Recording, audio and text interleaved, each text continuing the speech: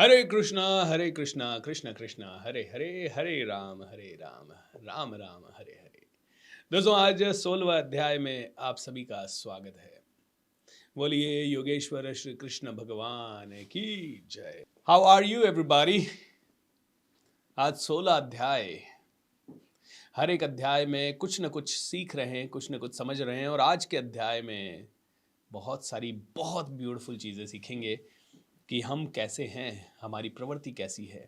ऐसी मान्यता है कि जब सतयुग था तो देवता और दानव अलग अलग ग्रह पे रहते थे। जब त्रेता युग आया, भगवान श्री राम का युग आया, तो देवता और असुर एक ही प्लैनेट पे रहते थे, एक ही ग्रह पे रहते थे। जब द्वापर युग आया, श्री कृष्ण का युग आया, तो देवता और दानव एक ही ग्रह पे थे, लेकिन अलग अलग मनुष्य में थे। एक ही परिवार में आ गए, मतलब अलग अलग मनुष्यों के अंदर। और जब कलयुग आया तो देव और दानव दोनों एक मनुष्य के अंदर रहने लगे। तो हमारे अंदर ही देव गुण हैं, हमारे अंदर ही असुर गुण हैं। बस हमें अपने देव गुणों से अपने असुर गुणों को धीरे धीरे काटना है एंड आगे बढ़ना है। उसी के ऊपर विस्तार से इस चैप्टर में चर्चा की गई है एंड बहुत ही मज़ेदार है। मैं तो जब पढ़ रहा था तो एनालिसिस भी हो रहा था। मेरा ये गुण देव गुण है, ये गुण असुर गुण है, इसको कैसे काटना है। बहुत बहुत थैंकफुल भी हुआ कि कई सारे असुर गुण इस ज्ञान के प्रभाव से, अच्छे टीचर्स के संपर्क में आने से कई सारे असुर गुण समाप्त हो गए या कम हो गए। ऑलराइट, सो आपको भी बड़ा इंटरेस्ट आएगा जब आप इसे सुनेंगे। ऑलराइट, चलिए शुरू करते हैं। अध्याय 16। बोलिए योगेश्वर श्री कृष्ण भगवान की जय। दोस्तों, भगवत गीता के 16वें अध्याय में भगवान श्री कृष्ण ने चर्चा की है देव गुणों की और असुर गुणों की। देव और असुर ये दोनों हमारे अंदर ही हैं, और इन असुर गुणों को हमें खत्म करना है। धीरे धीरे हमें देव गुणों की तरफ जाना है। वैसे तो अगर बात करें शॉर्ट में, तो सत्व गुण की तरफ हमें जाना है। रजोगुण और तमोगुण को धीरे धीरे हमें परास्त करना है। बट एक ही इंसान के अंदर अलग अलग अवस्थाओं में कभी सतोगुण आता है, कभी रजोगुण आता है, कभी तमोगुण आता है। कभी हम आलसी हो जाते हैं, कभी हम बहुत ज़्यादा भोगी हो जाते हैं, कभी हम बहुत ज़्यादा सात्विक हो जाते हैं, कभी हम बहुत ज़्यादा शांत हो जाते हैं, और कभी कभी हमें पाने की इच्छा बहुत आती है, तो उसके कारण क्रोध और लोभ हमारे अंदर आ जाता है। अलग अलग समय पे अलग अलग तरह से। इसीलिए देखिए दोस्तों, जितने भी लोग आपको आसपास देख रहे हैं, मैं हमेशा कहता हूं कि किसी को भी भगवान बनाने की ज़रूरत नहीं है। हर के अंदर हर चीज़ है, किसी को भी भगवान बनाने की ज़रूरत नहीं है। हर इंसान इंसान है। बस हाँ, उसके गुणों की पूजा डेफिनेटली करिए। जो अच्छे गुण हैं उनको वैल्यू दीजिए, और कभी अपने आप को डीमीन मत करिए। जो भी दूसरा कोई बहुत बड़ा अगर बना है, तो ऐसा नहीं है कि वो बहुत ही बड़ा है। हो सकता है उसमें और आप में सेम गुण है, और सेम तरीके से है, और सेम मात्रा में है। बस ये है कि उस इंसान ने शायद कुछ अच्छी चीज़ें और सीख ली हो, कुछ स्किल वगैरह सीख के वो फेमस हो गया हो, और आप थोड़े फेमस कम हुए हैं। बाकी कोई खास फर्क नहीं है। हर इंसान सेम है। बस ये है कि उनके मन सेम शायद नहीं है। और अगर आपने भी अपने मन पे काम किया, तो धीरे धीरे आप भी किसी भी इंसान के लेवल पे पहुंच सकते हो। हाँ, हमें बड़े इंसानों से, अच्छे इंसानों से आदर्श जरूर लेना है। तो भगवान कहते हैं कि देखिए, हर व्यक्ति को प्रगति के मार्ग पे बढ़ना है। और प्रगति के मार्ग पे बढ़ने के लिए प्रगति का मार्ग सिर्फ वो ही नहीं है कि आपने धन संपदा कमा ली। प्रगति का मार्ग है यानी असली सुख को प्राप्त करना। बोलते हैं दो तरह के सुख है, एक असली सुख और दूसरा है भौतिक सुख। भौतिक सुख मतलब कुछ मिल जाने की खुशी। आपने एप्पल का लैपटॉप ले लिया, आप बड़े खुश हो गए। ओके, बहुत ज़बरदस्त खुश हो गए। आपने एप्पल का फ़ोन ले लिया, बहुत खुश हो गए। आपने नया घर खरीद लिया, बहुत खुश हो गए। आपने नई कार खरीद लिया, बहुत खुश हो गए। लेकिन ये सारे सुख कहते हैं क्षणिक हैं, थोड़े से दिनों में चले जाएंगे। असली सुख की परिभाषा है कि वो समय के साथ बढ़ता ही जाता है, लगातार बढ़ता जाता है। असली सुख जो है वो हमेशा भजन में मिलेगा। असली सुख हमेशा भक्ति से मिलेगा। असली सुख हमेशा ज्ञान से मिलेगा। असली सुख हमेशा बहुत ही अच्छे कर्म करने से मिलेगा। वन पांडवों को वनवास था। पांडव वन में रह रहे थे, और जब वन में रह रहे थे तो एक दिन भीम और द्रौपदी को उनके ऊपर बहुत क्रोध आया। किनको? भीम और द्रौपदी को युधिष्ठिर महाराज के ऊपर बहुत क्रोध आया। बोले क्यों आया क्रोध? क्योंकि युधिष्ठिर महाराज एक दिन बड़े शांत मुद्रा में बैठे हुए। बोले क्या जीवन है, ना राज्य संभालने की चिंता, ना ज्यादा कुछ किसी और चीज की चिंता, बस दिन भर भजन करते रहो, दिन भर धर्म का काम करते रहो, न किसी को झूठ बोलना है, न किसी से कुछ और किसी को दंड देने का प्रावधान करना है, बस मस्त जीवन। ये प्रकृति भगवान की गोद में बैठे हैं, आराम से ऑक्सीजन ले रहे हैं, फ्रेश वायु ले रहे हैं, भगवान का भजन कर रहे हैं, खा रहे पी रहे हैं, सो रहे हैं आराम से, सुबह उठने की चिंता नहीं, लोड नहीं किसी तरह का। क्या सुख है। द्रौपदी और भीम गए, ये भी कोई लाइफ है? हम महलों में रहते थे आराम से, 10-15 नौकर चाकर थे, अभी तो खाना भी खुद बनाना पड़ता है, पानी भी खुद लाना पड़ता है, ये कोई है क्या? तो बोलते हैं कि युधिष्ठिर महाराज समझ चुके थे कि असली सुख क्या है, भीम और द्रौपदी नहीं समझे। और ये बार बार वर्णन हम सभी का देख लीजिए, कभी हम बहुत निराश हो जाते हैं, यार क्या जिंदगी है, इतना छोटा घर है। और कोई कोई आदमी संतोषी होगा, कहेगा यार ठीक है छोटा है लेकिन अच्छा है, घर तो है, thank you so much God. Thank you बोलने का मतलब नहीं है कि आगे के लिए पुरुषार्थ नहीं करो, आपको और बड़े के लिए पुरुषार्थ करना करिए, नो प्रॉब्लम, लेकिन इस मोमेंट में शांत मन से कीजिए। थैंक यू बोलते ही मन शांत हो गया, भगवान थैंक यू सो मच, जाही विधि राखे राम, ताही विधि रहिए, शांत हो गए एंड आगे बढ़े। बोले भौतिक सुख और असली सुख में बहुत ज्यादा अंतर है। तो कहा गया है कि असुर प्रवृत्ति और देव प्रवृत्ति ये दोनों हमारे अंदर है, और जो हमें सुखी बनाती हैं वो देव प्रवृत्तियां हैं, और जो लंबे टाइम तक सुखी बनाती हैं वो देव प्रवृत्तियां हैं। मान लेते हैं आप एक उदाहरण लेते हैं, एक फैक्ट्री आप चला रहे हो और फैक्ट्री में एक कस्टमर ने ऑर्डर दिया, आपको कस्टमर ने ऑर्डर दिया कि आप हमारे लिए मान लो 1000 कंबल बना दो, ठीक है। और कस्टमर बहुत नेगोशिएट किया आपसे और फाइनली एक रेट डिसाइड हुई, मान लेते हैं 110 रुपये पर कंबल। अब आपको उसकी लागत पड़ रही है 100 रुपये पर कंबल, ओके। आपने कहा यार एक काम करते हैं यार, 10 रुपये के प्रॉफिट में तो मज़ा नहीं आएगा, 10 रुपये के प्रॉफिट में तो थोड़ा बहुत ऊंच नीच हुआ तो पूरा लॉस हो जाएगा, बहुत मेहनत लगती है। अब आप कस्टमर का इतना बड़ा ऑर्डर आया है तो उसको छोड़ भी नहीं सकते, तो आप कहते हो कि ठीक है एक काम करता हूँ मैं कर दूंगा इसको। पीछे आप अपनी टीम से तिकड़म लगाते हो, टीम कहती है सर एक काम करेंगे, ऐसा का ऐसा कंबल ना थोड़ा सा इंफीरियर क्वालिटी का मटेरियल यूज़ करके, कस्टमर को पता भी नहीं चलेगा, 90 रुपये में बन जाएगा, अपना मुनाफा 20 रुपये हो जाएगा। और आप कहते हो यार चल कर देते हैं, और वास्तव में आप कंबल बनाते हो, 90 रुपये में बन जाता है, कस्टमर को दिखाते हो, कस्टमर भी खुशी खुशी ले जाता है, पेमेंट आ जाता है, पूरा सब कुछ अच्छा हो जाता है और आप प्रसन्न। और अब आपने क्या करना शुरू कर दिया, अब आपकी ये प्रैक्टिस होने लग जाती है, अरे ठीक है ना 90 रुपये का। फिर धीरे धीरे आपका लोभ बढ़ता है और धीरे धीरे आपका लोभ बढ़ के आप 80 रुपये में करना चाहते हो वही काम, और फिर चाइनीज माल लगाने लग जाते हो, सुंदर दिखाने लग जाते हो, सुंदर दिखा के उसका लुक एंड फील बढ़ा के आप उसको और बेटर बना देते हो, और उसकी प्राइस 125 रुपये कर देते हो और माल 70 रुपये का ही लगाने लग जाते हो। बोलते हैं अर्जुन ये आसुरी प्रवृत्ति हो जाएगी।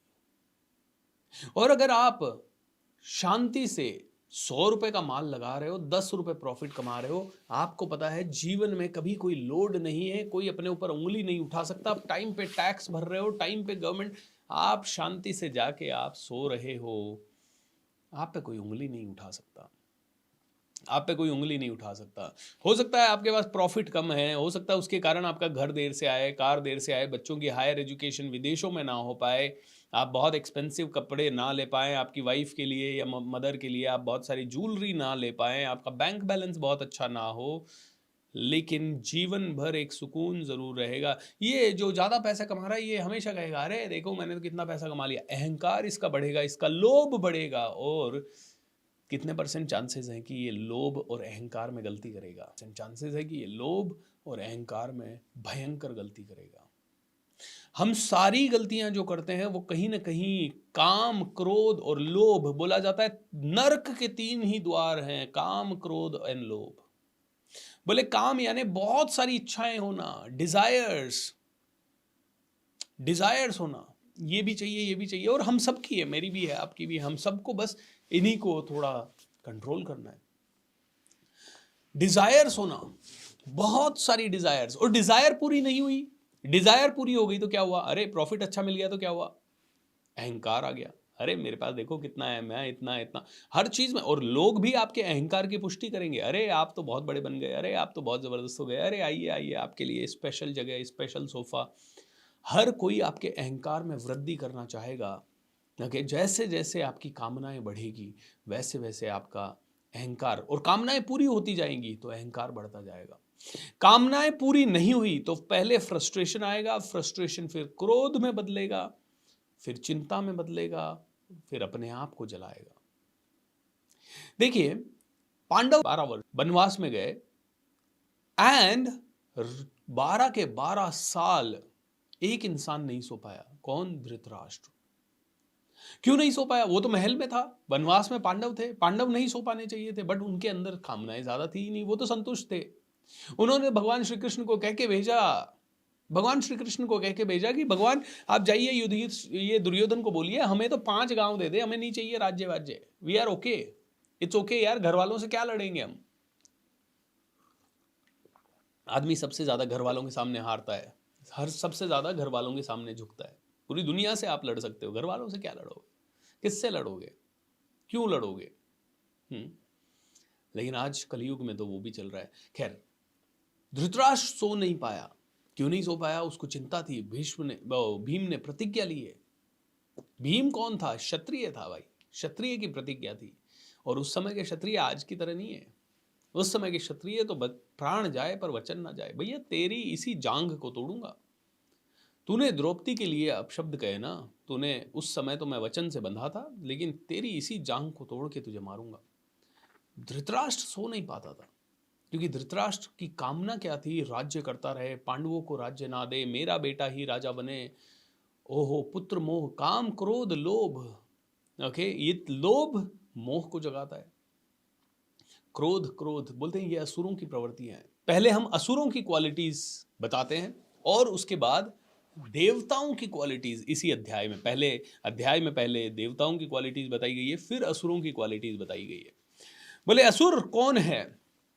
असुर प्रवृत्ति की सबसे बड़ी निशानी बड़ों की और विद्वानों की बात नहीं सुनना, बात नहीं मानना, अपने आप को समझना, सब कुछ अहंकार से पूरी तरह से अंधा हो जाना। बोलते हैं असुर प्रवृत्ति का व्यक्ति होगा ना, वो बड़ों की हर बात पे, कई लोग हमारे चैट विंडो पे आते हैं और बिना हमें जाने पहचाने कुछ ना कुछ अपशब्द लिखेंगे, क्योंकि अब पब्लिक फिगर हो जाते हैं तो लोग लिखने लगते हैं, कोई दिक्कत नहीं है।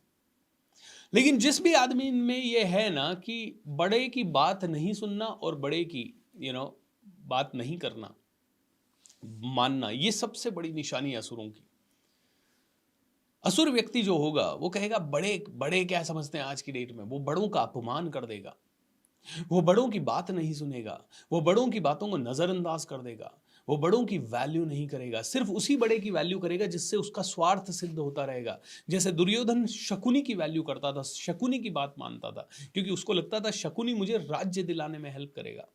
तो असुर प्रवृत्ति का व्यक्ति बड़ों की बात नहीं मानता। औरंगजेब ने अपने पिताजी को ही कैद कर दिया, ओके, बड़ों की बात नहीं मान रहा। इनका प्रवृत्ति वही है, असुरों की प्रवृत्ति है बड़ों को बिल्कुल। अपने माता पिता को जो आदमी वृद्धाश्रम में छोड़ के आ रहा है, अपने माता पिता से जो आदमी कह रहा है कि भैया गेट लॉस्ट, तुम्हारे लिए जगह नहीं है शादी के बाद मेरे घर में, असुर है वो। जो अपने माता पिता का सेवक नहीं है वो असुर है। जो इंसान अपने बड़े दादा दादी की सेवा नहीं करता वो असुर है। जो बहू घर में आती है और कहती है कि नहीं यार ये बूढ़े हो गए, तुम मेरे सास ससुर, इनको यहां से हटाओ, इनकी सेवा मैं नहीं कर सकती, वो असुर है। जो बड़ों के चरण नहीं पकार सकता वो असुर है। जो बड़ों की बड़े मतलब सबसे पहले एक तो उम्र में बड़ा हो, यही सम्मान का सबसे बड़ा कारण होना चाहिए, और उम्र में बड़ा नहीं है तो भी ज्ञान में जो बड़ा है उसका भी सम्मान होना चाहिए। बड़े जो हैं उनका सम्मान होना चाहिए। असुर बड़ों का सम्मान नहीं करते। विदुर देव जी का सम्मान नहीं किया किसने? दुर्योधन ने। उनको धिक्कार के निकाल दिया, निकलो यहां से, निकलो यहां से। और वही जब युधिष्ठिर, महाभारत के युद्ध के बाद युधिष्ठिर राजा बने और बहुत सालों के बाद विदुर जी वहां आए, तो युधिष्ठिर ने उन्हें गले लगाया, उनके चरण पखारे, बोले कहाँ चले गए थे आप, बड़ा दुखी हूं कि आप नहीं थे। सो बड़ों का सम्मान करना ये सबसे इंपॉर्टेंट क्वालिटी बताई है देवताओं की, और असुरों की ये सबसे बड़ी बैड क्वालिटी बताई है। दूसरा, अपने आप को स्वतंत्र मानना, मैं ही हूं, कोई भगवान नहीं है, कोई ये नहीं है, सृष्टि के कोई नियम नहीं है, खाओ पियो मौज करो, मैंने जो बोला वही रूल है, मेरा वे हाईवे, माई वे हाईवे चलता है कहां, जहां जहां आपको सच में दुनिया के लिए कुछ करना है। ओके, दुनिया के लिए अगर आप अच्छा करने जा रहे हो तो माई वे इज हाईवे, राइट, क्योंकि और सबकी राय लेता है। ऐसा इंसान जो दुनिया का भला करना चाहता है वो कभी भी ये नहीं कहता मैं ही सही हूं, वो हमेशा हर चीज को जांचता है, परखता है, लॉन्ग टर्म का एक विजन बनाता है, विद्वानों को साथ लेता है। और ये असुर प्रवृत्ति का व्यक्ति कहता है मैं ही हूं जो हूं। बोलते हैं इसके अंदर घमंड बहुत ज्यादा होगा, फॉल्स ईगो, घमंड, मैं ही हूं, अरे कुछ है नहीं तेरे पास। आज देखिए घर घर में क्या हो रहा है, कुछ है नहीं फिर भी घमंड है। आज किसी भी आदमी को कह तो दो कि आप सीखो, मैं क्यों सीखूं, मुझे तो सब आता है। अरे भाई किस चीज का घमंड है ये? मतलब आदमी बैठा रहेगा, कुछ नहीं है जेब में, 2 रुपए का टैलेंट नहीं है, नॉलेज नहीं है, और क्रिटिसाइज करेगा मुख्यमंत्री को, प्रधानमंत्री को, राष्ट्रपति को, खेल वालों को, किसी को भी क्रिटिसाइज करने बैठेगा। भाई एनालाइज तो करो उस वो आदमी क्या कर रहा है। तुमसे तुम्हारा घर नहीं चल रहा, तुमसे तुम्हारी जेब नहीं चल रही, तुम्हारा जीवन नहीं चल रहा, तुम्हारी बॉडी नहीं चल रही, तुम्हारी जुबान ठीक से नहीं चल रही, तुम्हारा माइंड ठीक से नहीं चल रहा, और तुम किसी को भी क्रिटिसाइज कर रहे हो। क्योंकि ये जो इंसान है ये फॉल्स ईगो में जीता है, मैं हूं, इसको कोई हल्का सा कुछ बोल दे लड़ लेगा, थप्पड़ मार देगा, उसने मुझे गाली दी, तो तू है गाली देने लायक? तूने किया क्या अपने जीवन में? False ego. और यही कोई देव पुरुष को आप गाली भी दे दोगे, वो विनम्रता से कहेगा माफी चाहूंगा अगर मुझसे कुछ गलती हो गई है, आई कैन अंडरस्टैंड कि आपको हर्ट हुआ है इस समय, आप इस समय शांत हो जाएं, फिर बात करेंगे। वो आर्ग्यूमेंट में पड़ेगा ही नहीं, वो कहीं ना कहीं हम्बलता से किसी न किसी तरह से कड़वा घूंट पी के भी रह जाएगा और वहां से चला जाएगा। लेकिन ये जो असुर प्रवृत्ति के लोग हैं एरोगेंट होते हैं, बहुत ज्यादा एरोगेंट होते हैं। पहला तो फॉल्स ईगो, दूसरा एरोगेंट, कुछ भी बोल देंगे, कहीं पे भी बोल देंगे, किसी को भी बोल देंगे, बहुत ज्यादा क्या कहते हैं हार्श वाणी का प्रयोग असुर प्रवृत्ति के लोग करते हैं। अभिमान, फालतू का अभिमान, हमने किया है, फालतू की कीर्ति लेना, मैंने किया है, कोई दूसरा भी कर रहा है तो हमने किया है। मैं कई लोगों से मिलता हूं, अरे वो तो अपने मिलने वाले हैं, उनको उनको पता है उनकी इतनी बड़ी स्टार्टअप में हमारा यात्रा है। अरे वो जो चुनाव जीते हमने किया प्रचार। अरे भाई तेरे में क्या, तू खुद क्यों नहीं किया? फालतू का क्राइड है, अरे वो तो सर, अरे उनको तो हमने ही बनाया है। बाद में उनसे पता लगे अरे अच्छा वो हाँ थोड़ा सा कार्यकर्ता था हमारे। फालतू का अभिमान, हमने बना दिया, हमने कर दिया, हमने ऐसा, हमने वैसा, मैंने तो ऐसा कर दिया था जब मैं वैसा था। आपको हर घर में, मतलब हर गली मोहल्ले में ऐसे 2-4 व्यक्ति मिल जाएंगे आपको। झूठा अभिमान, ओके। क्रोध, कभी भी गुस्सा कर सकते हैं, किसी भी लेवल पे गुस्सा कर सकते हैं। वाणी कठोर होना एंड अज्ञानता, बिल्कुल अज्ञानता, बड़ों को नहीं समझना, स्त्री का सम्मान नहीं करना, किसी बच्चे का सम्मान नहीं करना, कई बार तो विद्या का सम्मान नहीं करना, नॉलेज का सम्मान नहीं करना, ग्रंथों का सम्मान नहीं करना, भगवान का सम्मान नहीं करना, ये बहुत बड़े लक्षण हैं जो असुर प्रवृत्ति के हैं। ऑलराइट, तो अर्जुन कहता है भगवान इस हिसाब से तो नहीं, मैं भी तो थोड़ा असुर प्रवृत्ति का लग रहा हूं, मैं युद्ध कर रहा हूं, मैं लोगों को मारूंगा, ओके। और मेरे को भी युद्ध करते समय ये फीलिंग रहेगा कि मैं हूँ, सब कुछ है, मैं कर दूंगा, अभी सर्वनाश कर दूंगा, मेरे अंदर भी क्रोध आएगा, तो मैं भी असुर प्रवृत्ति का हुआ। भगवान कहते हैं कि आप असुर प्रवृत्ति के नहीं हैं अगर आप सत्य की तरफ, धर्म की तरफ खड़े हैं। तो आगे और बताया है कि असुर प्रवृत्ति का व्यक्ति और कौन है। असुर प्रवृत्ति का व्यक्ति वो भी है जिसे शुद्धता का ज्ञान नहीं है, जो कई बार समय पे नहाता भी नहीं है, कई बार 2-2 4-4 दिन नहीं नहाता है, या घर परिवार जिसका शुद्ध नहीं है, जिसके विचार शुद्ध नहीं है, मन बाहरी शुद्धता भी नहीं है और आंतरिक शुद्धता भी नहीं है। और आंतरिक शुद्धता को ज़्यादा इम्पोर्टेंस दिया है कि हर जगह छल कपट है, इसको ये ना बताऊं, इसको ये बताऊं, इसको ये कर दूं, इससे ये फ़ायदा ले लूं। जिसके मन में दिन रात ऐसे ही विचार चल रहे हैं, जो फ़ायदे नुकसान के लिए ही लोगों से रिश्ता रखता है, वो असुर प्रवृत्ति का व्यक्ति है। अच्छे व्यवहार का एक्सपेक्टेशन इनसे नहीं किया जा सकता। असुर प्रवृत्ति के लोगों से अच्छे व्यवहार का एक्सपेक्टेशन, ये काम है तो बहुत स्वीट है, नहीं तो आपको शक्ल भी नहीं दिखाएंगे, नहीं तो आपके पीठ पीछे आपको खंजर भोंकेंगे। आपके चेहरे पे बहुत स्वीट दिख सकते हैं। आज तो मुझे लगता है हर 2 कदम पे कोई ना कोई असुर है। बहुत इंपॉर्टेंट बात, अगर असुर प्रवृत्ति का व्यक्ति यानी महिलाओं का सम्मान नहीं करने वाला। बोलते रावण ने सीता माता का सम्मान नहीं किया, उसको पतन के रास्ते पे जाना पड़ा। दुर्योधन ने द्रौपदी का सम्मान नहीं किया। मतलब किस लेवल का गिरे गए थे लोग, सोचिए। द्रौपदी को घसीट के लाओ, बाल पकड़ के घसीट के लाओ, उस समय में, जिस समय में कोई स्त्री कभी राज्यसभा में जाती नहीं थी, और उसके बाद भी ठहाके लगाना, उसके बाद भी उस चित्र में आनंद लेना, ये बहुत ही नारकीय है। और आज की डेट में तो आप देख ही रहे हैं। अच्छा, क्या स्त्री भी असुर प्रवृत्ति की होगी? यस, अगर ये सारे गुण हैं तो। इनफैक्ट कई स्त्रियां स्त्रियों की दुश्मन है, जेलसी से भरी पड़ी है। वो मेरे से ज़्यादा सुंदर कैसे है, वो उसके पास मेरे से ज़्यादा गहने कैसे हैं, उसको ज़्यादा लोग क्यों देख रहे हैं, उसको। तो ये भी एक असुर प्रवृत्ति ही है, क्योंकि कंपैरिजन आ गया पूरा का पूरा। जहाँ कंपैरिजन है वहाँ पे भी सम्मान की कमी है। राइट। सो स्त्रियों का सम्मान ना करना, बड़ों का सम्मान नहीं करना, डेमनिक फिलॉसफी। कौन सी फिलॉसफी?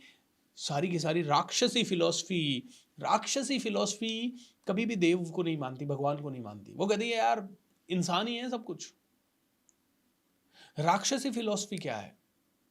भैया भगवान ने नहीं बनाया सृष्टि को, बिग बैंग कुछ हुआ, फिर पृथ्वी का निर्माण हुआ, या फिर पहले हम बंदर थे, धीरे धीरे बंदरों से इंसान बने, डार्विन की थ्योरी आ गई। बोले ये सारी थ्योरीज ठीक है, ये सारी एवोल्यूशन की थ्योरीज होंगी, अच्छी हैं, लेकिन कहीं ना कहीं इन्हीं को मान लेना, इन्हीं पे सिर्फ रह जाना। मतलब डार्विन कहते हैं कि हमारे पूर्वज बंदर थे। कैसे हुआ होगा ये, क्या हुआ होगा? और एक तरफ हम पढ़ रहे हैं कि सबसे पहले मनु हुए, सूर्य के पुत्र, फिर उसके बाद इक्ष्वाकु हुए, और उसके बाद बहुत सारे पीढ़ियाँ चलती रही, भगवान राम आए, भगवान कृष्ण आए। तो अब समझ में नहीं आता कि ये फिलॉसफी माने या ये फिलॉसफी माने। कहीं ये ऐसा प्रयास तो नहीं कि हमारी संस्कृति को दूषित किया जाए? क्योंकि अंग्रेजों ने तो यही देखा कि यार अगर भारत को तोड़ना है तो इसकी शिक्षा प्रणाली को तोड़ो। और जो गुरुकुल में शिक्षा दी जाती थी, वहां धर्म की शिक्षा दी जाती थी, और धर्म की शिक्षा में आदर्श महापुरुषों का एग्जाम्पल दिया जाता था। भगवान श्री राम ने कभी नहीं कहा कि हिंदू कोई धर्म है, या मुस्लिम कोई धर्म नहीं है, या कोई सिख धर्म नहीं है। भगवान श्री राम ने, उस समय था ही नहीं ये सब, उस समय तो इंसान था, बस एक ही धर्म था, इंसानियत का। इसीलिए रामायण की अगर बात करो तो बिल्ली माता को भी उन्होंने साथ लिया, उनके चरण पखारे, उनको गले से लगाया, उनके झूठे बैर खाए। निषाद राज केवट को भी उन्होंने गले से लगाया, मुद्रिका दी, हर आदमी को साथ लिया। इसीलिए रामायण जैसा ग्रंथ बहुत ही पावरफुल है कि भगवान होने की क्वालिटीज है, सभी को साथ लेके चलना। बंदरों को भी साथ लिया, तो भालुओं को भी साथ लिया, धीरे धीरे गिलहरी को भी साथ लिया, जो भी मिला उनको सबको साथ लेके चले। जटायु को भी साथ लिया, सभी को साथ लेके भगवान चले। हर तरह के व्यक्ति उनके साथ थे। आज जो जात पात में भेदभाव करता है वो कहीं ना कहीं असुर क्वालिटी का है। तो डेमनिक फिलॉसफी कहती है हम ही हैं, ये राक्षसी फिलॉसफी कहती है हम ही हैं। हद से ज्यादा द्वेष और अहंकार, हद से ज्यादा द्वेष, जलन, घृणा, ईर्ष्या। ईर्ष्या से तो मरे पड़े हैं हम लोग। कंपैरिजन, छोटी सी चीज में हमें कंपैरिजन, किसी के पास ज्यादा दिखता है, हम उसको अप्रिशिएट तो कर देते हैं, लेकिन उसी वक्त हमारे अंदर एक फीलिंग आ जाती है, हमारे पास ये नहीं है यार। और फिर हो सकता है वो इंसान दूर का कोई इंसान हो, महेंद्र सिंह धोनी के पास मर्सिडीज की कोई बड़ी गाड़ी है तो हमें कोई दिक्कत नहीं होती, लेकिन हमारे पड़ोसी के पास आ जाए ना, हमें उसकी गाड़ी से बड़ी ईर्ष्या होती है। कोई हमारा कजन ब्रदर बहुत आगे निकल जाए और उसकी वाहवाही हो जाती है, तो एक तरफ तो हम उसकी तारीफ कर देते हैं, लेकिन दूसरी तरफ जल भुन के राख हो जाते हैं अंदर से। ओके, सो कहते हैं कि राक्षसी प्रवृत्ति के लोग बहुत ज़्यादा इंद्रिय सुख, यानी कि अपनी भौतिक सुखों की तरफ आकर्षित होते हैं। उन लोगों को पार्टीज ज़्यादा चाहिए, उन लोगों को अच्छे से अच्छे पकवान चाहिए, वो लोग संयम का पालन नहीं कर पाते, वो बहुत ज़्यादा प्रमादी होते हैं, नेगेटिव होते हैं, असंतुष्ट होते हैं, काम क्रोध लोभ का प्रभाव उनके ऊपर बहुत ज़्यादा होता है, देर से उठने वाले होते हैं, आलसी होते हैं, लोगों को चोट पहुंचाने वाले होते हैं, कभी अपनी वाणी से तो कभी अपने कर्मों से, बड़ों का सम्मान नहीं करते, स्त्रियों का सम्मान नहीं करते। एंड ऐसे लोग इस जन्म में अपना जन्म बर्बाद कर लेते हैं और समाज का भी बहुत बड़ा नुकसान करते हैं।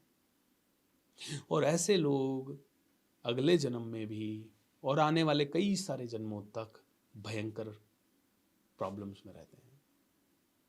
अब देखिए कितनी बड़ी बात है, हम में से कई लोग पॉलिश्ड पढ़े लिखे तो हो गए हैं, हम अच्छी स्कूलों में पढ़ लिए हैं, बट संस्कारों का क्या हो रहा है?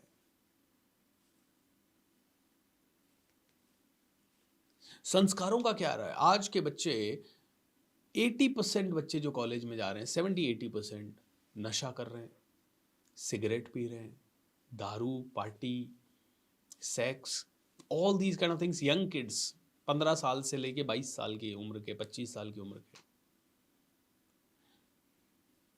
पढ़ाई लिखाई से पॉलिशिंग तो हो रही है, अच्छे कपड़े, अच्छी फैशन, अच्छा डिजाइन, अच्छा सब कुछ, बट पूरी की पूरी नीचे की तरफ गति, राक्षसी प्रवृत्ति। तो कहते हैं कि कलयुग में राक्षसों ने अलग नीति अपनाई है। उन्होंने बहुत ही अलग नीति अपनाई है कि इंसान से वैसे मत लड़ो जैसे हम आज तक लड़ते आए थे। भाई महाभारत का युद्ध था, उसमें तो कितने रूल्स थे भाई। सूर्य अस्त हो गया उसके बाद नहीं लड़ना है, सूर्य अस्त हो गया उसके बाद एक दूसरे से मिलने भी जाना है कि भाई हाल चाल पूछने, कि भाई भीष्म पितामह घायल हो गए तो कृष्ण और अर्जुन और सभी लोग जा रहे हैं उनका हाल चाल पूछने। भाई दूसरी दुश्मन सेना के अंदर भी जाना है। लेकिन आज कोई रूल नहीं है, आज का रूल एक ही है कि भैया इन्हीं के बीच में रहो, धीरे धीरे इनको करप्ट करो, धीरे धीरे, और बहुत ही षड्यंत्र पूर्वक, बहुत ही सोची समझी साजिश के तहत। देखिए सीधा सा है, वेस्ट जो है उसने कहा धीरे धीरे इनको हमारे जैसा बनाओ, क्योंकि हमारे जैसा बनेंगे तो फिर हमारी बात करेंगे, हमारे प्रोडक्ट लेंगे, हमारी संस्कृति बढ़ेगी। बस वही है, आज हर कोई अपनी संस्कृति को बढ़ाना चाह रहा है ना, और अमेरिका इसमें सक्सेसफुल हो गया। अमेरिकन संस्कृति धीरे धीरे काफी हद तक आ चुकी है, अब प्रयत्न युद्ध रूप में होंगे। तो अर्जुन कहते हैं कि भगवान मैं भी तो क्रोधी हुआ। बोले कि नहीं अर्जुन, तू क्रोधी नहीं है, तू दानव नहीं है, उसके पीछे रीजन है। उसके बाद बताए गए 26 गुण जो देवताओं के हैं, हम इस क्रम में उसको ले रहे हैं। तो हालांकि 26 गुण बहुत ज्यादा हो जाएंगे, बट मैं पढ़ के बता देता हूँ, है ना। 26 के 26 गुण। पहला गुण है, अगर आप देवता हो तो 26 गुणों में सबसे पहला गुण है निर्भय हो आप। आपको डर नहीं है, आप सत्य पे चल रहे हो, आपको डर नहीं है, आपको ना मरने का डर है, ना रुकने का डर है, ना फेल होने का डर है, ना अपयश का डर है। आप सही के साथ खड़े हो और बहुत ही अच्छी तरह से आप आगे बढ़ रहे हो। आप रिस्क ले रहे हो अपने जीवन में, आपको ज़रूरत है तो आप जो करना चाहते हो, आपको पता है ग्रोथ के लिए क्या करना है तो आप करोगे वो। और आध्यात्मिक ग्रोथ के लिए जो ज़रूरी है आप उसमें भी डर नहीं रहे हो, निर्भय हो। यू नो विपश्यना में हम जाते हैं तो वो कहते हैं निर्भय और निर्वैर बने तू। ऐसा मन हो जाए हमारा, निर्भय हो जाए, निडर हो जाए, और निर्बैर हो जाए, किसी से कोई बैर ना हो, दुश्मनी ना हो। बोलते हैं दूसरा, आत्मशुद्धि।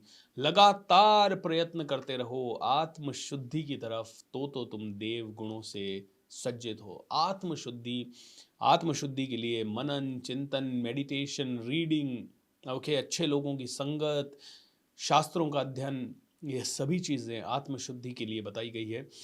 आध्यात्मिक ज्ञान का पालन करना, अध्यात्म की तरफ अग्रसर होना, ये समझना कि कोई तो बड़ी शक्ति है, भगवान रूपी शक्ति है जो इस दुनिया को चला रही है, बस उसे खोजने का प्रयत्न करना, उसके धर्म का आचरण करना, कहीं न कहीं किसी न किसी रूप में किसी को सताने की कोशिश ना करना, क्योंकि ये समझना कि यार कर्मों का बंधन है, कर्मों का फल है जो कि मिलेगा। तुमने कुछ भी बीज बोया तो वो उगेगा, इसीलिए सही बीज बोना, दान देना, दक्षिणा देना, ओके, दान करना ज़्यादा से ज़्यादा। बहुत सारे जगह पे दान का महत्व बहुत बताया। मैं तो बड़ा हैरान था, एक बार मेरी लाइफ में ऐसा समय आया कि जब मैं कुछ नहीं बचा था मेरे पास, और मैं अपने टीचर गोविंद अंकल के पास गया और वो कहते हैं तेरे पास पैसा नहीं आ रहा ना। मैंने कहा सर मैं पैसा ही नहीं आ पा रहा है, मैं क्या करूं? कुछ नहीं, घर ही नहीं चल पा रहा, ईएमआई बाउंस हो रही है। बोले तू दान नहीं देता है ना। मैंने कहा दान नहीं देता मतलब मैं दूं कैसे, मेरे पास है ही नहीं, बच ही नहीं रहा कुछ। बोले लाख रुपया आता है। मैंने कहा जो भी आता है वो ईएमआई में चला जाता है, 1.25 लाख 1.5 लाख की मेरी ईएमआई थी, पता नहीं क्या क्या था। बोले जो भी आता है वो चला जाता है। बोले लाख रुपया आया है ना तो 99,000 ही समझना, सोच के चल कि तेरे पास 99,000 ही तेरा है, बाकी सब दान दे दे, बिना सोचे समझे दे दे। 1% से शुरू कर। लाख रुपया तेरे घर में आया है, 1,000 रुपया दे दे भाई, फटाफट उठा के दे दे, सोच मत उसके लिए ज्यादा। दान नहीं देता है ना, इसलिए दिक्कत है। मैंने कहा ओ माय गॉड, और मैंने शुरू किया दोस्तों, पता नहीं रास्ते खुलने लगे। आत्म संयम, खुद पे कंट्रोल, अपने आप को साधना, हर चीज़ खाते ही देखते ही लार ना टपकना, अपने जीवा को कंट्रोल करना। अपनी मूवी देखने की इच्छा तो है लेकिन फिर भी कंट्रोल करने की जगह रेगुलेट करना। पता है मुझे मूवीज़ देखना खुद को बहुत अच्छा लगता है, मुझे बड़ा मज़ा आता है। मैं मतलब अगर देखूं तो किसी दिन बहुत ही छुट्टी है, कुछ भी करने का नहीं है, मैं 4 मूवी देख लूँगा एक दिन में, इतना मेरे को शौक है।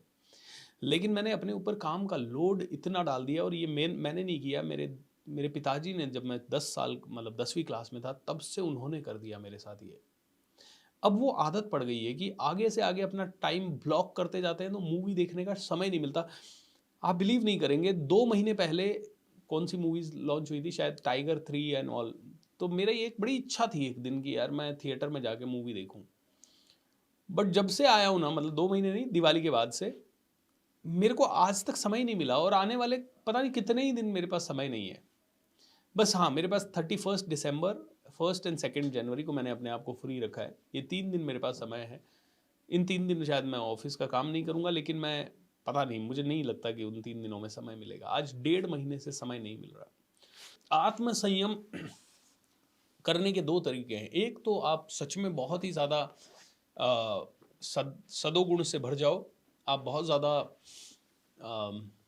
भाव भक्ति और मेडिटेशन और एक संत की ज़िंदगी, एक अध्यात्म की ज़िंदगी, एक क्या कहते हैं वो, किसको, विरक्त ज़िंदगी, जहाँ पे आप पूरी तरह से आपने सब कुछ छोड़ दिया है, क्या बोलते हैं उसको, सन्यासी की ज़िंदगी जी लो। दूसरा, भगवान श्री कृष्ण कहते हैं कर्म योग के मार्ग पे चलोगे तो तुम्हें कंट्रोल करने की जगह रेगुलेट करना है। रेगुलेट करना मतलब चीज़ों को मोड़ दो। तो मैं मूवी देखना चाहता हूँ मान लो, लेकिन इतना ज़्यादा काम मैंने फैला दिया है, या इतना ज़्यादा मैं खुद ही कर लेता, मतलब मुझे किसी ने थोड़ी कहा कि 5 सेशन करो, किसी ने नहीं कहा, मैंने खुद ने ले लिया ये। तो अब चाह के भी मूवी छोड़ो, दोस्त छोड़ो, किसी के लिए समय नहीं बचेगा, ना किसी तरह के किसी भी इंद्रिय भोग के विषय के लिए कोई टाइम बचेगा, किसी चीज़ के लिए नहीं बचेगा। न कुछ खाने के लिए टाइम है, न कुछ और, बस मस्त रहो, आराम से काम करो। ये अच्छा भी लगता है, इतना मज़ा भी आता है, आप लोग सुनने आते हो तो अच्छा लगता है, और अच्छा लगता है, साथ में ज्ञान भी प्राप्त होता है, क्योंकि आपको सिखाने के लिए पढ़ना पड़ता है। तो रेगुलेट कर दिया उधर जाने, क्योंकि एंटरटेनमेंट मुझे क्या सिखाएगा, मस्त हो जाऊंगा, पढ़ा रहूंगा, मूवी देखूंगा, हाँ मज़ा आ गया, बस उसके बाद सो गए। कोई कौन सी मूवी के कारण मैं आज 10 साल तक एंजॉय कर रहा हूँ, अरे वो मूवी देखी थी ना 10 साल तक। लेकिन ये जो सीख रहा हूँ ना, बड़ा हर रोज़ आनंद आता है। पूछिए मेरी टीम से, मैं बड़ा खुश होता हूँ जब ये भगवद गीता के सेशंस डिलीवर कर रहा हूँ, मुझे अच्छा ऐसा आनंद आता है, मैं शाम को सोता हूँ बिल्कुल शांत भाव से। तो आत्म संयम, यज्ञ परायणता, यज्ञ करो, ब्राह्मणों को खाना खिलाओ, यज्ञ करो, लोगों को दान दो, द्रव्य यज्ञ, हर तरह का यज्ञ, राइट, सेवा पूजा, वेदाध्ययन, शास्त्रों को पढ़ो, ओके, तपस्या, मेडिटेशन करो, तपस्या करो, कोई ऐसा प्रण लो कि मैं ये नहीं करूँगा। तपस्या कई तरह की होती है, ऐसा नहीं है कि तपस्या जंगल जाके बस पेड़ के नीचे बैठ के ही करना है। आप इस जीवन में रहते रहते भी तपस्या करते हो कि यार ये मेरी ड्यूटी है, इस ड्यूटी को मैं करूँगा और इस ड्यूटी को पूरे सात्विक भाव से करूँगा, जब तक जान है तब तक करूँगा। सरल रहना, सरलता, दिखावा ना करना, फालतू का आडंबर ना फैलाना, अपने आप को भगवान बनाने की और बताने की कोशिश ना करना। ऑलराइट दोस्तों, मैंने 2013 में एक कोच लिया था और 2013 में वो जो कोच था ना, वो मुझे पता है क्या बताता था। 1 साल के लिए कोचिंग ली और बहुत ही महंगी कोचिंग थी, 24 लाख रुपए की कोचिंग थी। काफ़ी सारी अच्छी चीज़ें सीखी, जैसे सेल्स करना सीखा, मार्केटिंग करना सीखा, अपनी ब्रांड की वैल्यू क्रिएट करना सीखा। हालांकि मैं जितना सीखा उसमें से 20-25% ही अप्लाई कर पाता हूँ उसमें से, लेकिन कई सारी ऐसी चीज़ें मेरे उस कोच ने सिखाई कि भैया सरल ज़िंदगी नहीं रखनी है, दिखावा करना है। तुम्हारे पास कुछ भी नहीं है फिर भी 5 स्टार होटल में सेशन करना है, तुम्हारे पास कुछ भी नहीं है फिर भी बड़ी गाड़ी में जाना है, भले किराए की लेके जाओ, तुम्हें किसी को अपॉइंटमेंट नहीं देना है, तुम्हें महंगी घड़ियाँ पहननी है, तुम्हें महंगे जूते पहनने हैं, तुम्हें महंगे कपड़े पहनने हैं, तुम कभी भी जाओ तो 4 लोग तुम्हारे आगे पीछे चलने चाहिए, इस तरह का तुम्हें ऑरा क्रिएट करना है। और 1 साल मैंने वो किया, बट बड़ा सफोकेटिंग सा हो गया मेरे लिए। पहले 6 महीने बड़ा एक्साइटिंग था, फिर धीरे धीरे सफोकेटिंग हुआ और बाद में और सफोकेटिंग हो गया जब वो CEO मेरा और कोच वो छोड़ के गया। उसने पूरी टीम ले जाके अपनी नई कंपनी डाल दी और मेरे पास एक दिन में 26 लोगों ने रिज़ाइन किया। तब मुझे समझ में आया कि भैया सरल ही रहना है, ग्राउंड से ऊपर उठना ही नहीं है, हमें हवा में नहीं उड़ना है, और उड़ भी गए तो वापस ग्राउंड पे आ जाना है। ये सरलता, मतलब उसके बाद से मैंने कभी ये बैरियर नहीं लगाया कि कोई मुझसे मिल नहीं सकता या मैं तो बहुत बड़ा आदमी हो गया हूँ या समथिंग। मतलब ये सीखा मैंने बड़े हार्ड वे। और जब जब आप ये चीज़ से दूर जाओगे, आपको कहीं ना कहीं कब कौन सी परेशानी आ सकती है पता नहीं। सरलता को जब जब छोड़ोगे आप प्रॉब्लम में आ जाओगे। विजय माल्या सेम कंडीशंस हुई, ऐसे कई लोगों के साथ जिसने भी सरलता को छोड़ा उसके साथ ऐसा कहीं ना कहीं हो जाता है। कोई ज़रूरी नहीं है कि जल्दी हो, किसी के साथ बड़े पैमाने पे होता है, किसी के साथ छोटे पैमाने पे। अहिंसा, देवता बनना है तो अहिंसा का पालन करना होगा। आप मुर्गा मांस खा के देव तत्व नहीं है वो। आप कहो मैं मछली खाता हूँ, बंगाल में तो चढ़ती है, बंगाल में चढ़ती है तो आपने उसका रीज़न समझा है? वो चढ़ती इसलिए थी ताकि आप वहाँ जाके छोड़ के आओ उसे। आपने उल्टा कर दिया, आपने कहा दुर्गा माता को चढ़ रही है तो हम खाने के लिए अलाउड है, भगवान को चढ़ रही है तो हम भी खा सकते हैं। No, that's not that, that's not the right thing. सत्यता, सत्य बोलना है यार, जो है वो है, ऐसा ही है, ऐसा नहीं है, कोई लाग लपेट करने की जरूरत नहीं। और जहां पे आपकी सत्यता होगी ना, आप निडर हो जाओगे। कल की बात बताते हैं, हम दुबई गए, 60 जने थे हम लोग, दुबई गए और गलती से टीम से एक गलती हो गई कि एक हमने ना, मैं था नहीं यहाँ पे, और किसी के रेफरेंस से एक अच्छा ट्रैवल एजेंट हमने ले लिया जो हमें थोड़ा रीजनेबल भी लगा, उसकी बातचीत करने में भी प्रोफेशनलिज्म लगा, उसके ईमेल वीमेल लिखने में प्रोफेशनल लगा, और उस ट्रैवल एजेंट से हमने डील किया। अब पता नहीं, उसने हमें वहाँ पे भी अच्छी सर्विस दी, मतलब जो जो हमने कहा उसने करवाया। एक आधी छोटी मोटी चैलेंज हुआ था, वो हर जगह हर ट्रिप पे होता है। लास्ट में जब हम आए और हम लोग दुबई के एयरपोर्ट पे पहुंचे, दुबई से वापस इंडिया आने के लिए, तो आप देखिए पता नहीं क्या हुआ, उसके मन में क्या आया या कैसे क्या रीज़न रहा, उसने सबकी फ़्लाइट टिकट्स हमारी रिटर्न की कैंसिल करा दी। थैंक गॉड मेरी कैंसिल नहीं हुई थी, 4-5 और लोगों की कैंसिल नहीं हुई थी। तो हम टोटल 40 लोग थे, 40 में से 3 लोगों की फ़्लाइट कैंसिल हो गई। और रात को 8 बजे की बात है ये, किसी की, मेरी फ़्लाइट थी रात को 1 बजे। मैंने सबसे पहले मेरी चेक की, मेरी थैंक गॉड कैंसिल नहीं हुई थी, आगे सबकी कैंसिल।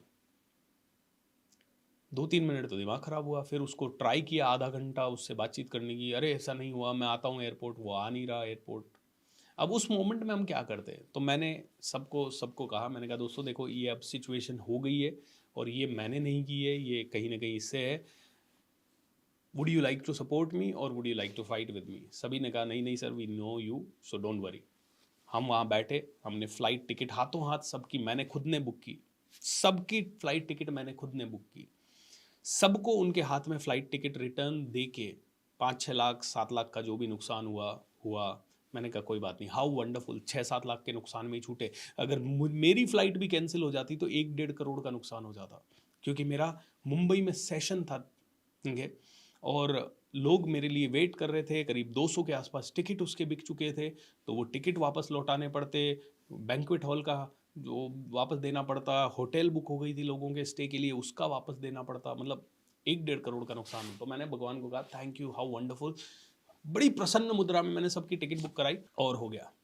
अब देखिए, जहां पे भी सत्यता होगी ना, वहां पे आप निडर हो जाओगे अपने आप। तो हुआ क्या, कल कल की बात है, कल हमारे उनमें से एक पार्टिसिपेंट उनमें से ऐसे थे, उन्होंने फटाफट अपनी टिकट रिटर्न खुद ने ही बुक करा ली, हमारे लिए वेट नहीं किया और वो आ गए।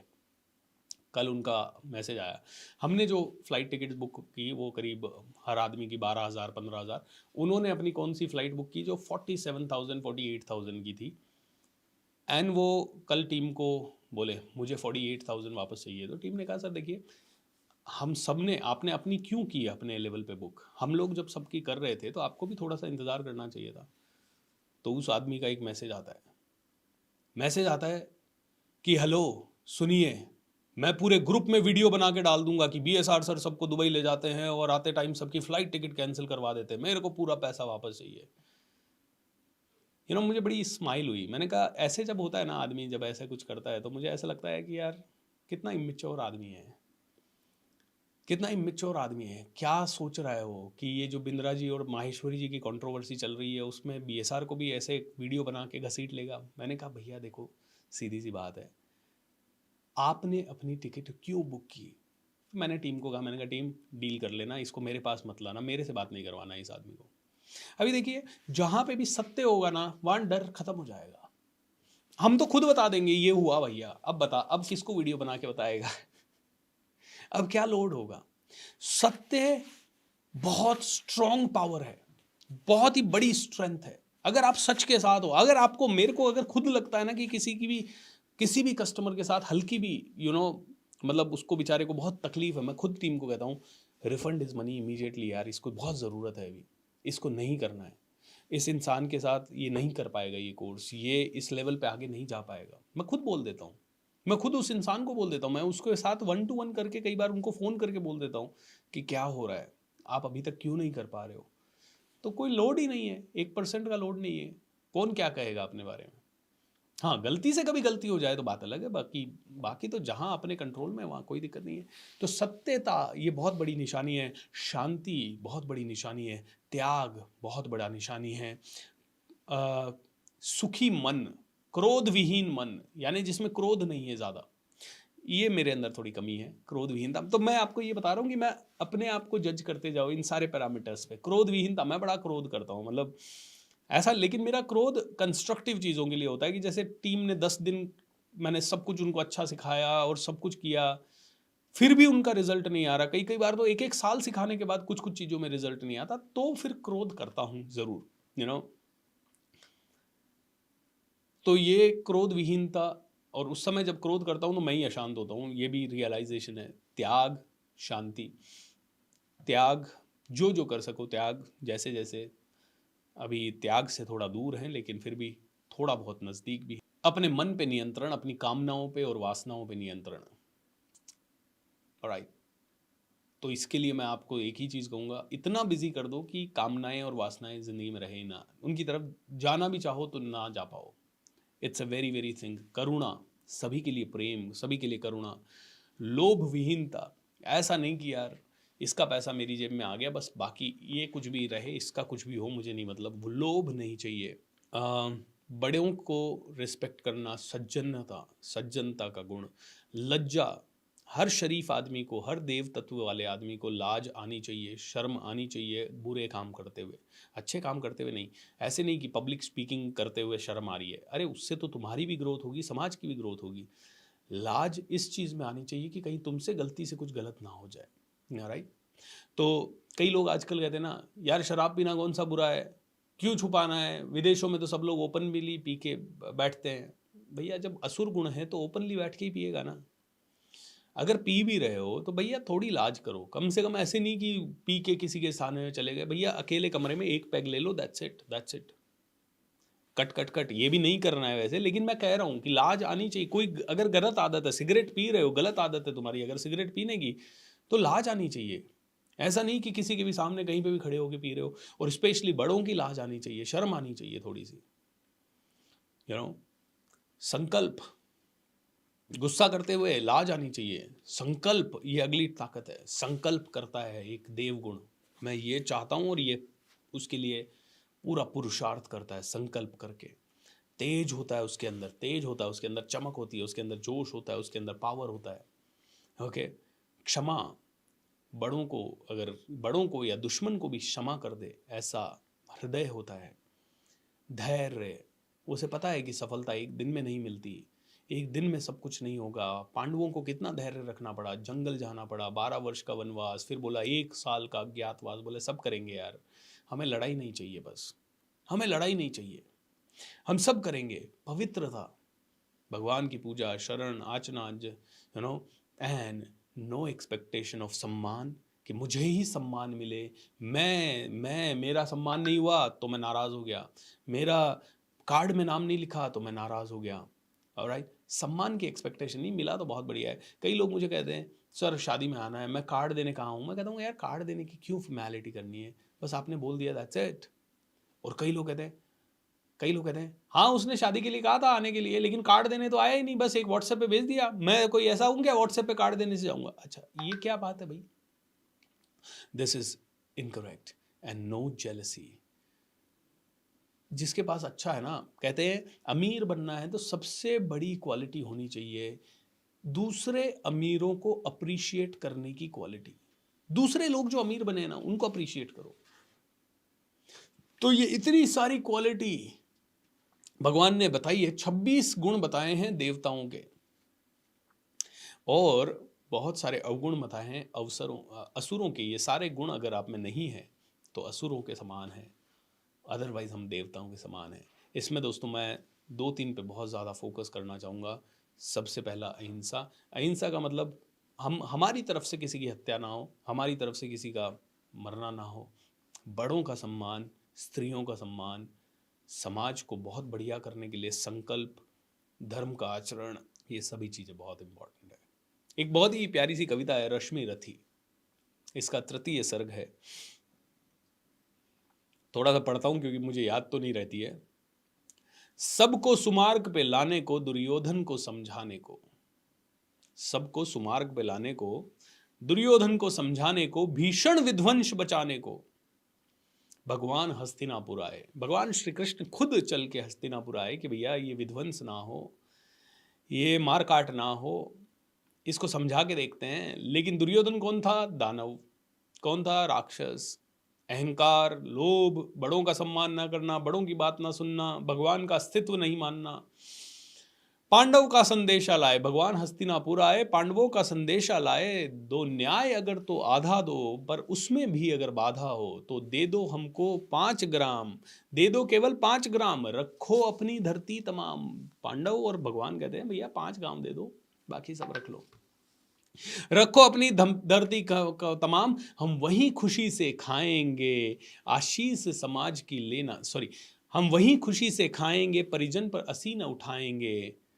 दुर्योधन वह भी दे ना सका, दुर्योधन वह भी दे ना सका, आशीष समाज की ले ना सका, उल्टे हरि को बांधने चला। उल्टा कहता है भगवान मैं तो तुझे ही बांध दूंगा, मतलब षड्यंत्र किया दुर्योधन ने, यार ये कृष्णा आया ना, यही उसको अर्जुन को सपोर्ट करता है, इसको ही बांध लो, इसको बंदी बना लो। उल्टे हरि को बांधने चला, जो था असाध्य वो साधने चला। जब नाश मनुज पर छाता है, पहले विवेक मर जाता है। जब नाश मनुष्य पर छाता है, जब इंसान का नाश होता है ना, कहते हैं ना विनाश काले विपरीत बुद्धि, विनाश नाश जब होता है तो पहले विवेक मर जाता है। हरि ने भूषण हुंकार भरी, अपना स्वरूप विस्तार किया, डगमग डगमग दिग्गज डोले, भगवान कुपित होकर बोले, जंजीर बढ़ाकर साध मुझे, हाँ हाँ दुर्योधन बांध मुझे।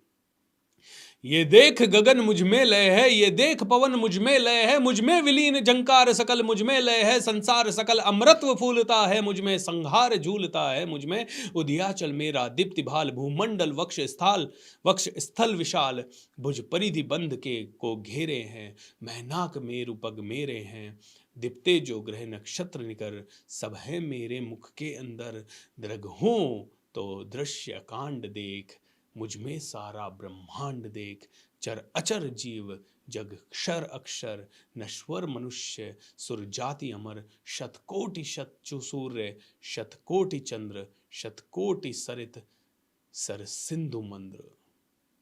एंड ऐसे करते करते बहुत शानदार मजा आ जाता है। शतकोटि विष्णु ब्रह्मा महेश, शतकोटि विष्णु जलपति धनेश, शतकोटि रुद्र, शतकोटि काल। बोलते इतने सूर्य मेरे अंदर है, इतने चंद्रमा मेरे अंदर है, इतनी पृथ्वियां मेरे अंदर है, तू क्या? हाँ हाँ दुर्योधन बांध ही ने, है तेरे में ताकत। भूलोक अतल पाताल देख, गत और अनागत काल देख, ये देख जगत का आदि सृजन, ये देख महाभारत का रण, मृतकों से पटी हुई भू है, पहचान कहाँ इसमें तू है, अंबर में कुंतल जाल देख, पद के नीचे पाताल देख, मुट्ठी में तीनों काल देख, मेरा स्वरूप विकराल देख, सब जन्म मुझी से पाते हैं, फिर लौट मुझी में आते हैं, जिह्वा से कड़ती ज्वाल सघन, सांसों में पाता जन्म पवन, पड़ जाती मेरी दृष्टि जिधर, हंसने लगती है सृष्टि उधर, मैं जभी मूंदता हूँ लोचन, छा जाता चारों ओर मरण, बांधने मुझे तू आया है, जंजीर बड़ी क्या लाया है, सुने को साध न सकता है वह, मुझे बांध कब सकता है, हित वचन नहीं तूने माना, मैत्री का मूल्य न पहचाना। दानवों की पहचान हित वचन को नहीं मानते, मैत्री का मूल्य नहीं पहचानते, तो ले मैं भी अब जाता हूँ, अंतिम संकल्प सुनाता हूँ, याचना नहीं अब रण होगा, जीवन जय या कि मरण होगा, टकराएंगे नक्षत्र विकर, बरसेगी भू पर वही प्रखर, फणशेष नाग का डोलेगा, विकराल काल मुंह खोलेगा, दुर्योधन रण ऐसा होगा फिर कभी नहीं जैसा होगा, भाई पर भाई टूटेंगे, विषबाण बूंद सब छूटेंगे, वायस श्रृगाल सुख लूटेंगे, सौभाग्य मनुज के फूटेंगे, आखिर तू भूषा ही होगा, हिंसा का पर्दा ही होगा। थी सभा सन्न सब लोग डरे, चुप थे या थे बेहोश पड़े, केवल दो नर ना घाते थे, धृतराष्ट्र विदुर सुख पाते थे, कर जोड़ खड़े प्रभुदे, निर्भय दोनों पुकारते थे जय जय। भगवान श्री कृष्ण का ये रूप देख के धृतराष्ट्र समझ गए थे कि भैया ये भगवान हैं और इनकी बात माननी चाहिए, लेकिन बात उनके हाथों से निकल चुकी थी, अब बहुत देर हो चुकी थी। तो दोस्तों गीता के ये 16वें अध्याय में भगवान श्री कृष्ण बस यही कहते हैं कि असुर नहीं देव बनो, देवताओं के गुण अपने अंदर लाओ, और देवताओं के गुण यानी सतोगुण, और सतोगुण अगर तुम्हारे अंदर हुआ तो तुम आगे से आगे बढ़ते जाओगे। सो दोस्तों सत्य पराजित नहीं होता है ना, इसी तरह से आप भी पराजित नहीं होंगे जब सत्व गुणों पे चलोगे, और बड़ा मजा आएगा। मुझे आपसे समझ में आ रहा है कि अपनी बात कोई दूसरे बताते उससे पहले खुद बता दो, जिससे कि कोई बुरा इफेक्ट नहीं पड़ेगा। ऐसा कोई बात नहीं है, हो सकता है अपन खुद बता दें तो भी बुरा इफेक्ट पड़े, क्योंकि जिसके मन में आपके प्रति घृणा है वो तो कुछ ना कुछ करेगा। ठीक है, छोटी सी चीज़ के लिए भाई हमें पैसा रिफंड करने में कोई दिक्कत नहीं है, लेकिन आप जब हमारा काम 15,000 में हो रहा है तो आप हमारे 45,000 क्यों लगवाओगे? सीधी सी बात है। और अगर आप लगवा के फिर आप ही शेर बनो, आप पहले होशियारी दिखाओ फिर शेर बनो, तो फिर हम कुछ नहीं कर सकते आपका। ठीक है, फिर आप लड़ लो हमसे। मैं तो एक ही चीज़ का है, मैं अगर सच्चा हूँ ना तो फिर मुझसे लड़ लो आप, फिर मुझे कोई दिक्कत नहीं है, क्योंकि मैं निडर हूँ, मैं अडिग हूँ। और प्रेम से ना, आप प्रेम से रिक्वेस्ट करके आप 45 क्या 50 ले जाओ यार, कोई दिक्कत नहीं है। लड़ के आप मुझसे 1 रुपया भी नहीं ले जा सकते एक्स्ट्रा, क्योंकि मैं अधर्म का साथ नहीं दे सकता। I am ready to fight. So सीधी सी बात है, सत्य कभी पराजित नहीं होता, और सत्य पे जो चलता है वो कभी डरता नहीं है किसी से। वो आदमी पूरी दुनिया को फेस रखने की, करने की हिम्मत रखता है। इसीलिए देवता बनो, दानव नहीं। सही के लिए लड़ो, नहीं तो मत लड़ो। लड़ने की ज़रूरत ही नहीं है। जो काम बिल्कुल शांति से हो सके उसे शांति से करो, एंड मस्त रहो। ऑलराइट एवरीवन, तो आज के लिए इतना ही। 16वां अध्याय यहीं समाप्त होता है। कल 17वां अध्याय और फिर 18वां अध्याय भगवद गीता का। ये बहुत ही प्यारा प्रोग्राम, मुझे बड़ा आनंद आ रहा है। जितना जितना मैं सीख रहा हूँ, मुझे अपने अवगुणों के बारे में पता चल रहा है। जितना जितना मैं सीख रहा हूँ, मेरे जीवन के अंधकार का मुझे पता चल रहा है। समझ में आ रहा है कहाँ गलतियाँ हो रही है, समझ में आ रहा है कौन सी चीज़ें और करनी चाहिए, कौन सी चीज़ें बिल्कुल नहीं करनी चाहिए। समझ में आ रहा है कि लॉन्ग अगले 20, 25, 50 सालों की अगर नींव डालनी है तो उसमें आध्यात्म का होना बहुत ज़रूरी है। तो मैं तो बहुत समझ रहा हूँ। Thank you. आप सभी के कारण ये हो पा रहा है। आप सभी अगर नहीं आते तो मुझ पे सीखने का प्रेशर नहीं होता, मुझ पे पढ़ने का प्रेशर नहीं होता, मुझ पे ये डिलीवर करने का प्रेशर नहीं होता। सबसे ज़्यादा वो सीखता है जो सिखाता है। तो मैं आपको सभी को दिल से धन्यवाद कहूँगा कि आप सभी ने इतना मुझे मौका दिया कि मैं खुद सीख सकूं और आगे बढ़ सकूं। सो धन्यवाद आप सभी का। Thank you so much. बोलिए योगेश्वर श्री कृष्ण भगवान की जय। Thank you. Bye bye and take care.